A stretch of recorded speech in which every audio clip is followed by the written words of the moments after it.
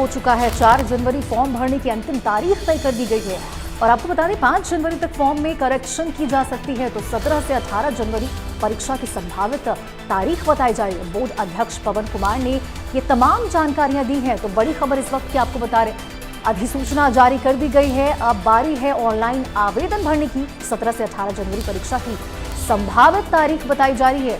तो बोर्ड अध्यक्ष पवन कुमार ने आपको बता दें ये तमाम जानकारियां दी हैं HTET को लेकर।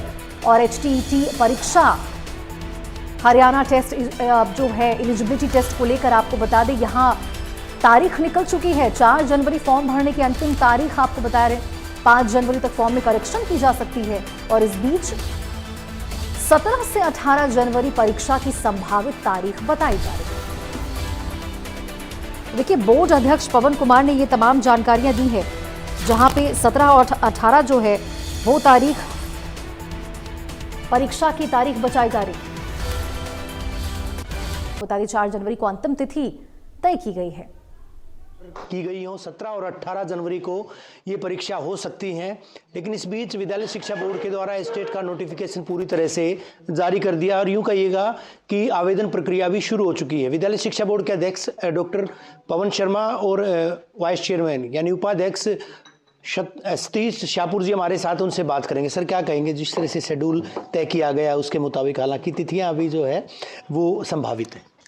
सबसे पहले तो मैं आपका आज 25 दिसंबर यानी तुलसी पूजन दिवस पर हार्दिक अभिनंदन करता हूं कि आपने हरियाणा विद्यालय शिक्षा बोर्ड में आकर ये जो एचटेट 2025 का कवरेज है, जो कि अभ्यर्थियों को सूचना इसके द्वारा आपके द्वारा दी जाएगी, इसका आपने कष्ट उठाया। इसके साथ साथ मैं बताना चाहूँगा कि जैसे कि एचटेट 2024 प्रक्रिया काफ़ी डिले होते होते लगभग नवंबर तक वह प्रक्रिया गई थी, जिसके कारण एचटेट 2025 की जो आगे की प्रक्रिया थी वह भी संभावित है कि लेट हो जाए। तो उसकी वजह से जनवरी 2026 तक हमें आना पड़ा है।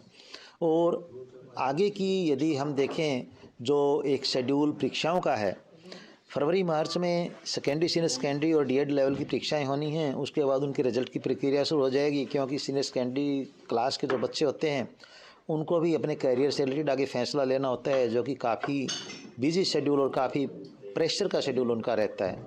तो जब सारा कैलेंडर का अध्ययन किया गया डिफरेंट एजेंसीज़ की परीक्षाओं की तिथियों का, तो यही निष्कर्ष निकाला गया कि 17 और 18 जनवरी ही 2 ऐसी संभावित तिथियां हैं जिनमें परीक्षा एचटेट की करवाई जा सकती है। और इस समय हरियाणा विद्यालय शिक्षा बोर्ड पर भी कोई खास दूसरे काम का इतना प्रेशर नहीं होगा। तो कोशिश यही है कि 17-18 जनवरी को परीक्षाएं करवा दी जाएं। CGL का एग्ज़ाम जो है वो भी 18 तारीख को, CGL मेन की बात करें, HPSC का एग्ज़ाम भी शेड्यूल्ड है, तो क्या तिथियां क्लैश नहीं करेंगी? हाँ, बिल्कुल सही क्वेश्चन आपने किया। जैसा मैंने अभी पहले बताया था कि आजकल जो परीक्षाएं हैं सभी क्षेत्रों में एंट्रेंस टेस्ट, एलिजिबिलिटी टेस्ट जो है काफ़ी प्रायोरिटी पर लिए जाते हैं। तो CGL या HPSC का संभावित जो आपने शेड्यूल बताया, यदि ऐसा कुछ हुआ तो उस बारे में भी बाकायदा परीक्षार्थियों के भविष्य को ध्यान में रखते हुए फैसला लिया जाएगा और उसके अनुसार ही आगे की प्रक्रिया की जाएगी। कल मध्य रात्रि से आवेदन प्रक्रिया शुरू हो चुकी है। सर, कल से ही जो है पूरी तरह से जो शेड्यूल था उसको तय किया गया था। कब तक आवेदन किए जा सकेंगे और किस तरह से आगे शेड्यूल रहेगा? जैसा कि आवेदन प्रक्रिया नोटिफिकेशन में भी काफ़ी डिटेल में मेंशन की गई है। 4 जनवरी तक आवेदन प्रक्रिया है। इसके साथ साथ जो करेक्शन वगैरह का ऑप्शन है 1 दिन का वह दिया गया है।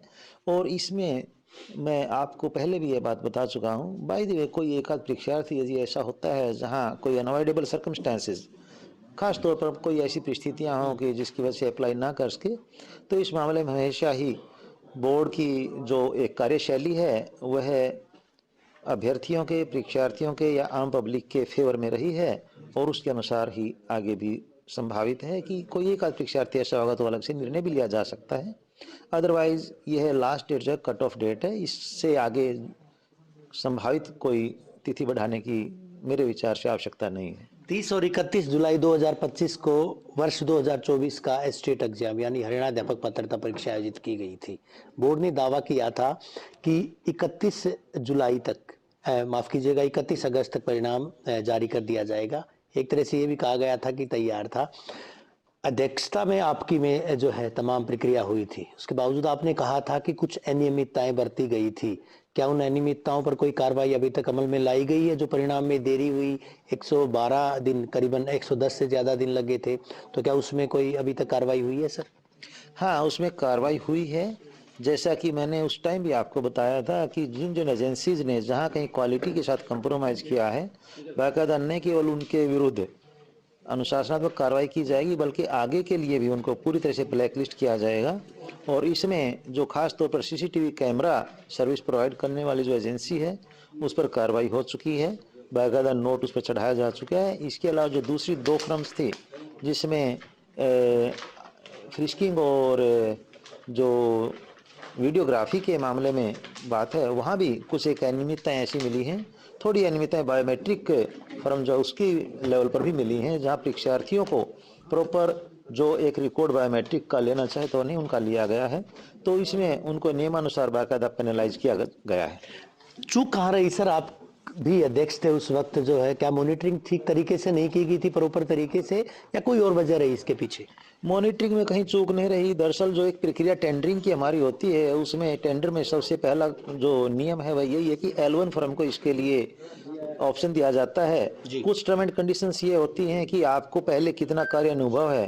तो आमतौर पर उस स्थिति में जहाँ पर ये क्वालिटी की बात थी, इस फर्म जो ये फर्में थी, प्राइवेट फर्म्स थी जिनको टेंडरिंग के थ्रू बाकायदा सेलेक्ट किया गया था, तो ये कमियां उनके लेवल पर रही हैं। उनको क्वालिटी के साथ कंप्रोमाइज नहीं करना चाहिए था, जो कि बड़ा निंदनीय है। 1200 से ज़्यादा बच्चे बाद में पास हुए थे, जब सिक्योरिटी ऑडिट के बाद जब दोबारा परिणाम किसी फर्म के द्वारा तैयार करवाया गया था आपके द्वारा, तो उसके बाद जो है ये कहा गया था कि बेनिफिट ऑफ डाउट उनको दिया गया है। वही प्रश्न, क्या बेनिफिट ऑफ डाउट इस बार दिया जा सकता है, या जो हिदायतें दी गई हैं कि अगर कोई डॉट जो है वो धुंधला दिखाई देता है या किसी तरह से अनमार्क्ड है, तो उस पर भी जो है अंक दिए गए थे? बड़ा अच्छा क्वेश्चन आपने किया, और इसका आज एक उदाहरण भी बड़ा अच्छा है जो मैं आपको दूंगा। अभी रिसेंटली 3 दिन पहले मेरे पास एक एप्लीकेशन आई है एक परीक्षार्थी की। वह कहता है कि मैंने संभावित जो नए जिले बनने हैं उसमें हाँसी टिक किया था और हाँसी जिला बन गया है, तो मेरे को 1 नंबर दिया जाए। लेकिन यहाँ क्वेश्चन ये होता है कि जिस दिन डेट एग्जाम की है, एग्जाम जिस दिन हुआ है उस दिन तक क्या स्टेटस है, उसके अनुसार ही मतलब परीक्षार्थियों की जो मतलब ऑब्जेक्शंस हैं या रिक्वेस्ट हैं वो कंसीडर किए जाते हैं। और मैं आपको ये बताना चाहूँगा कि 957 परीक्षार्थी ऐसे थे जिनके ऐसे ऑब्जेक्शंस बाकायदा कंसीडर किए गए हैं, उनको बाकायदा कंसीडर किया गया है, उनका रिजल्ट जो है वो रिवाइज किया गया है। और उनको, क्योंकि जैसा नियम है कि यदि आपका ऑब्जेक्शन राइट है तो आपको जो फीस आपने 1000 रुपये भरी है ऑब्जेक्शन के समय, वह रिफंड की जाती है। वो हमने रिफंड भी कर दी है।